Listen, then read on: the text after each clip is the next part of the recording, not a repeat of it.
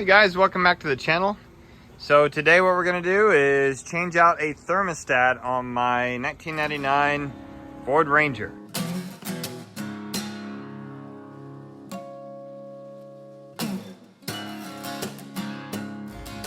Okay, welcome back. So we have to do a few things first before we're able to take the thermostat out. The thermostat is right here. First thing we have to do is drain the coolant. I believe I'm going to use the coolant drain, which is right here. However, I could take the bottom hose loose and drain it into a big bucket. That's the fastest way, but it's also a very messy way. Next thing we have to do is loosen 4 bolts on the AC compressor. And the reason why is because this is a hard line, and what we're going to do is we're going to move this forward in order to gain access to the bolts and everything else for our AC, our thermostat. I think there's 2 bolts, there might be 3. Next thing we'll do is remove the fan clutch. But before we do the fan clutch or the compressor, we have to take the serpentine belt off, which is really easy. But those are the first things we're gonna do. All right, so we're beginning with a slow process of draining the radiator. I have opened the drain cock right there, petcock, and it's actually draining over here in a bucket because of the radiator pan. Meanwhile, I'm going to focus on removing the serpentine belt. So I'm going to place my breaker bar right inside this square, and I'm going to move it to the, I believe it's to the right, and then I'll be able to take the serpentine belt off. Before I take the serpentine belt off, I will break the torque on these 4 bolts, because when I take the serpentine belt off, it'll be very hard to break the torque on those because it'll be spinning freely. Here we go. We'll push it, and I'm taking the serpentine belt off the AC compressor right now, so it is free. On a side note, I've taken the radiator cap off to aid in purging the fluid out. All right, so taking the fan shroud out with the fan. So I'm going to take these 4 bolts off first, then I'm going to take this bolt, and there's a bolt back here. I'm going to take the fan shroud and the fan clutch out as an assembly. All of these are 10mm bolts. So I'll take this out.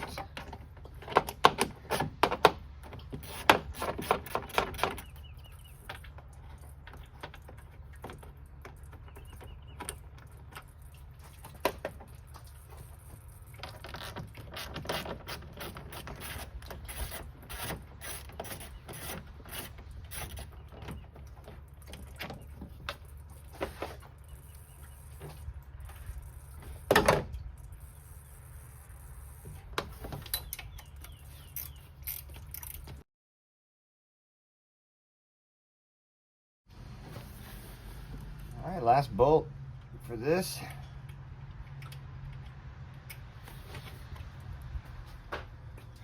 Okay, as we ease it off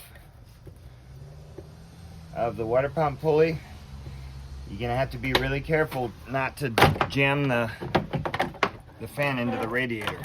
Don't do it.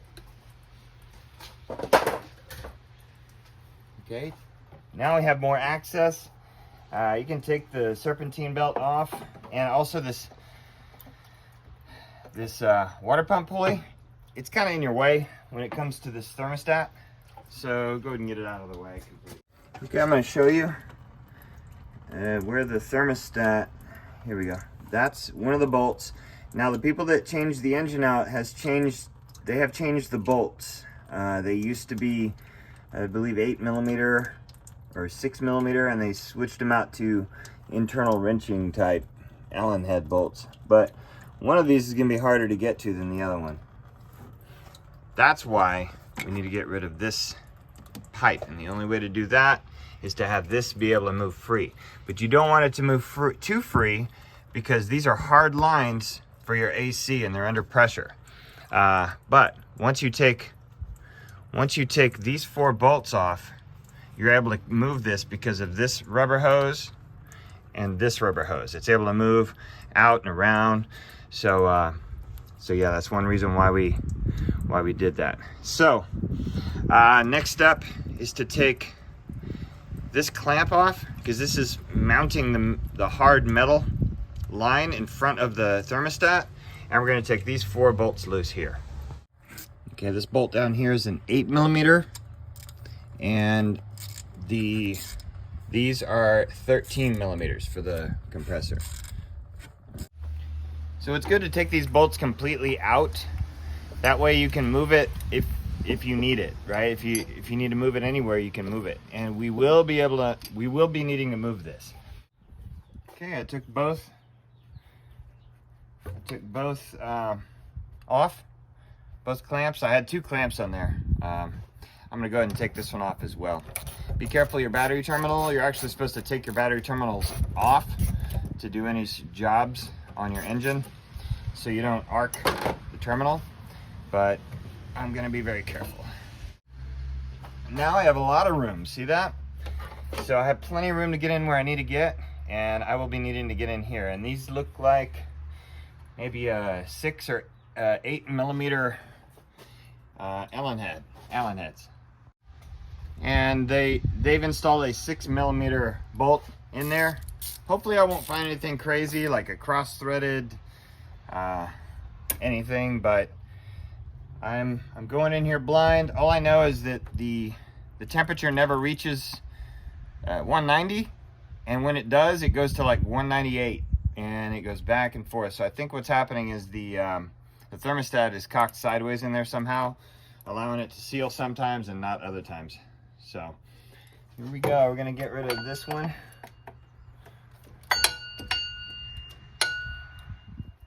Okay, busted loose the first one.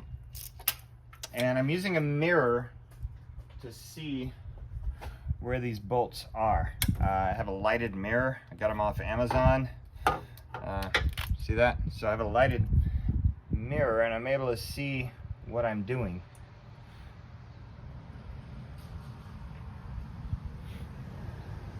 And this is the point when I'm going to need to move this, because it's right, this tube is right in the way. So let me reevaluate and come right back. Okay, these are coming off pretty easy. I'm going to show you what I'm doing.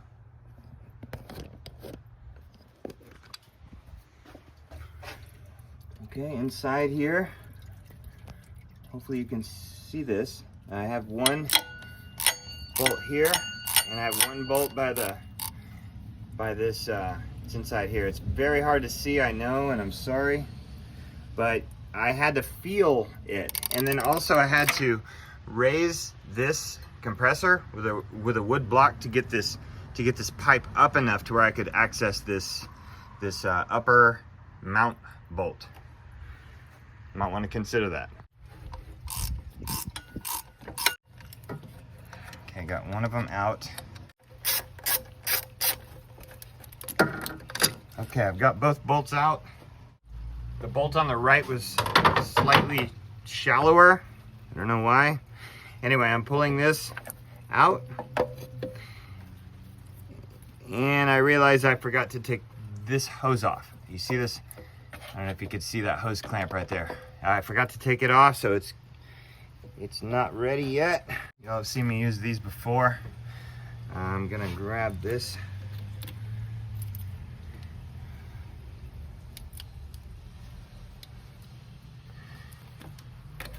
It's the best.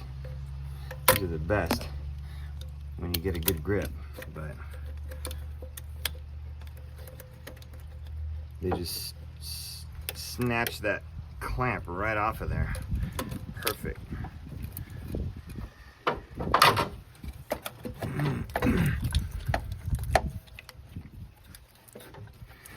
Okay, I'm actually, yeah, there we go. All right, let's see what's going on in here.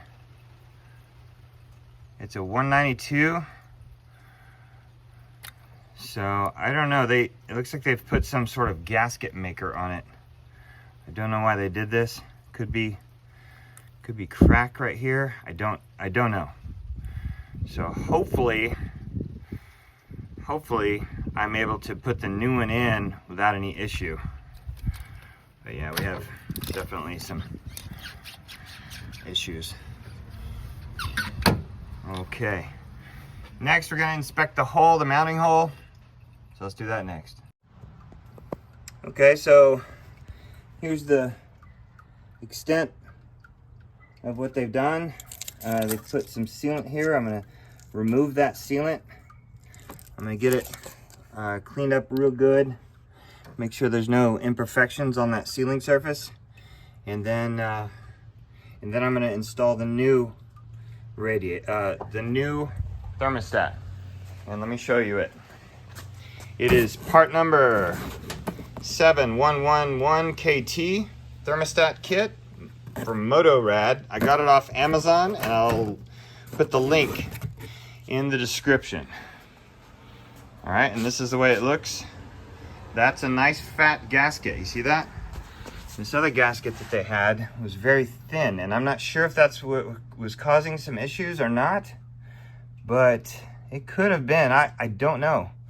It just, like I said, the symptoms were getting too hot, getting too cool, things like that. So, and there's our Motorad part, and let's see if this lines up exactly perfect with everything. It appears to be really good. Okay, the bolt holes are nice and big to accommodate the ones we have, these internal wrenching ones. So let's clean up the surface. Okay, so if you take a look here, I've cleaned the sealing surface of all sealant. So now I'm going to attempt to put it back in. Okay. All right, we're going to put the new one in. Hopefully all the bolts line up and everything else, so.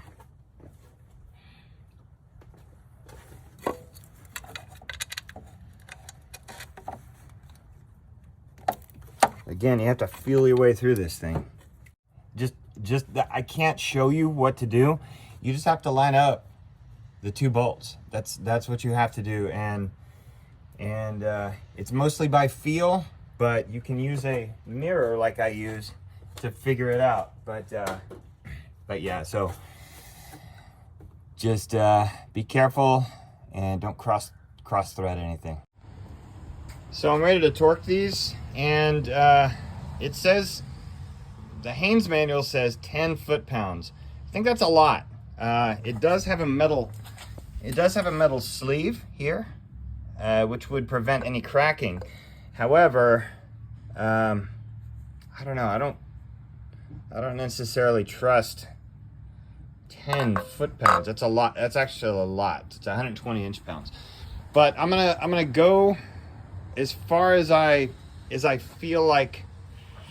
Oh man, I'm gonna go as far as I feel like is necessary to torque that.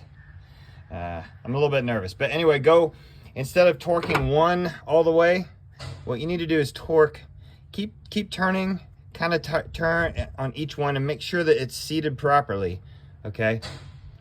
And then that way it doesn't like cock sideways and try to crack it, okay? So just go in a little at a time on both bolts until I'm saying 10 foot-pounds.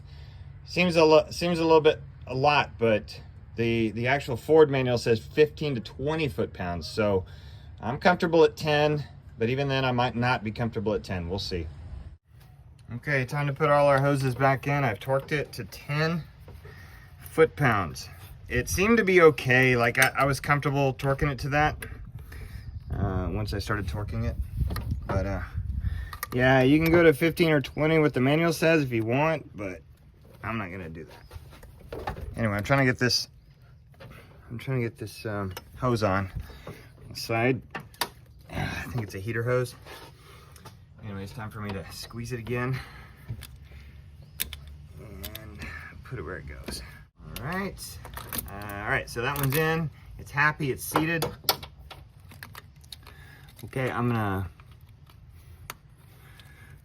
connect these here while I'm here. This one needs This one doesn't click, so I use something else to make it click.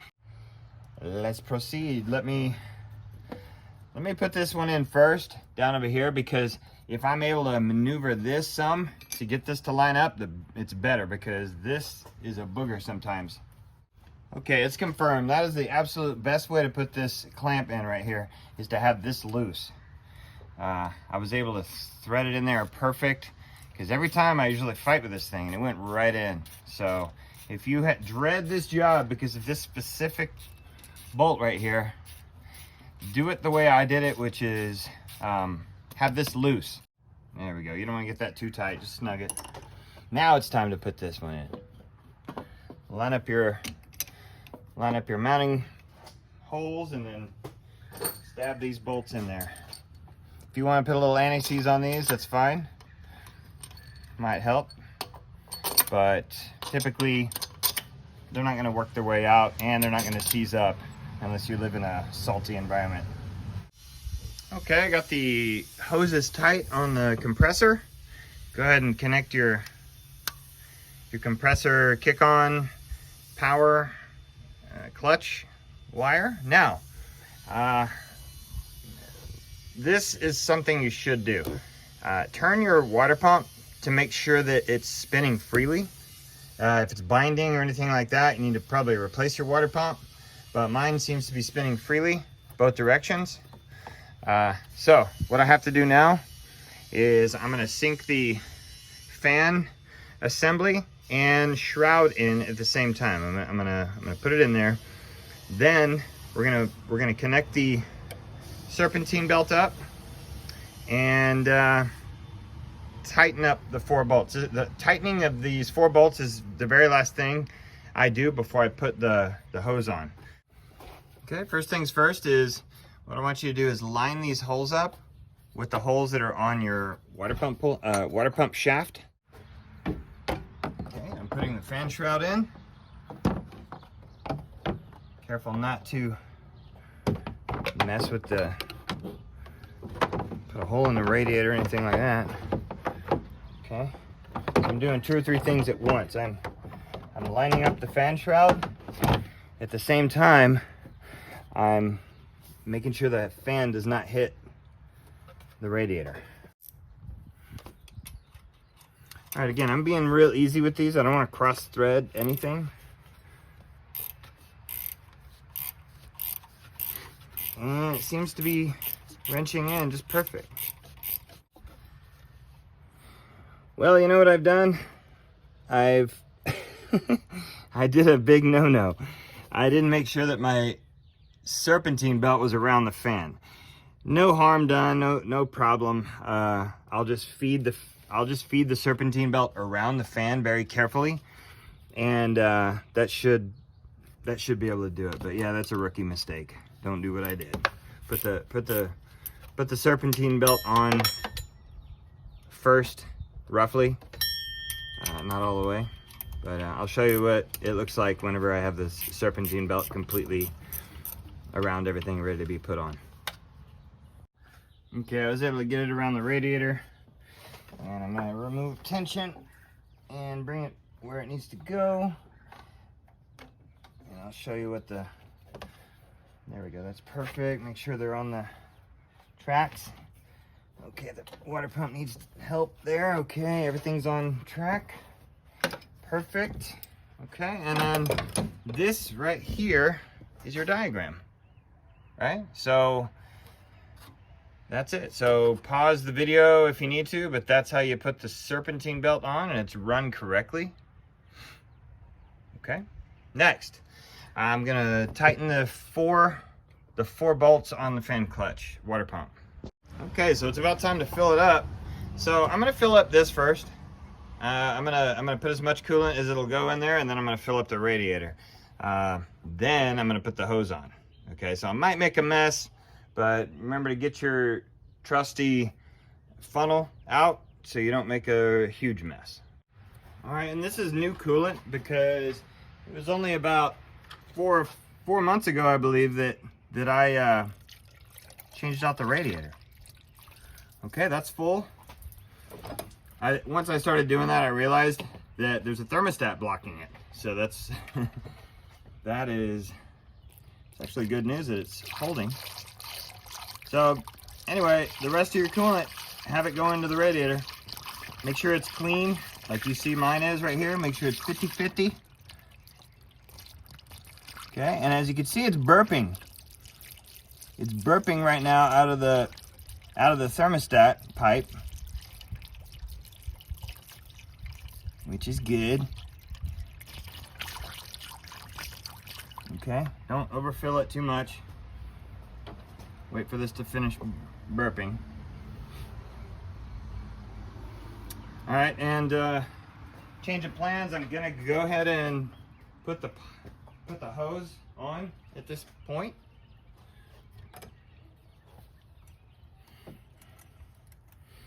I'm gonna go ahead and do that. All right, there we go. Now again, worm clamps are not ideal.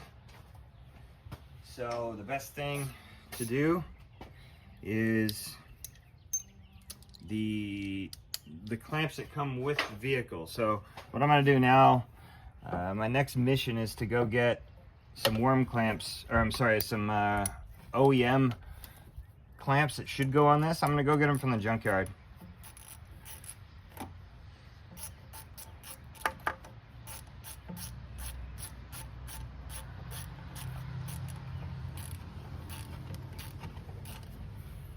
Because yeah, these are not ideal.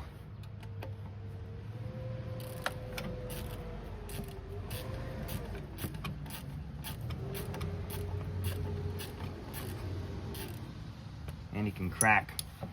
If you tighten it too much, you can crack the pipe.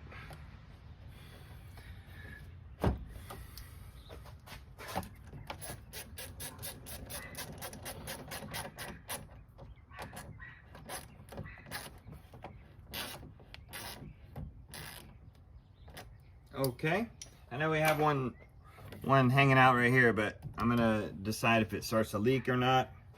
But anyway, fill this thing all the way up until you can't fill it anymore. So what'll happen with this is it'll become like it's too full. Okay, what I want you to do is grab this radiator and squeeze radiator hose and squeeze it. Just keep squeezing it until all that fluid goes back in there. Okay, and if it doesn't, then that means it's time to start the vehicle. But you're gonna be able to put all this coolant that you took out. You're gonna put it all back in there.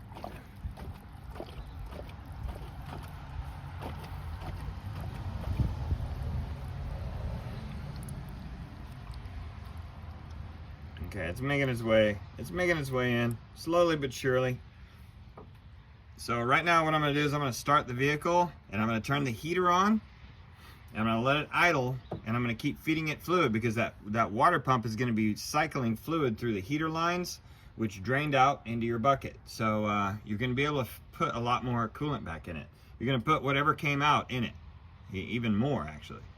Okay, as that water pump runs, you see how it's dragging more in? All right, make sure that heater's on. So what I'm doing, as I'm monitoring the ECT, it should start to get hot now because it's starting to bubble out a little bit because I think the thermostat has just now released. I feel it.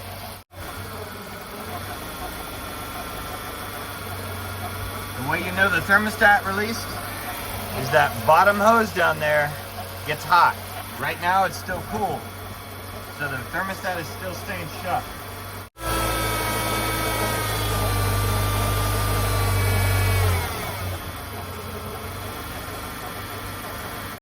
Okay, so it purged a lot of the air out, but it's not done yet. So I had it up to temperature. It's sitting around 190, 192, which is healthy.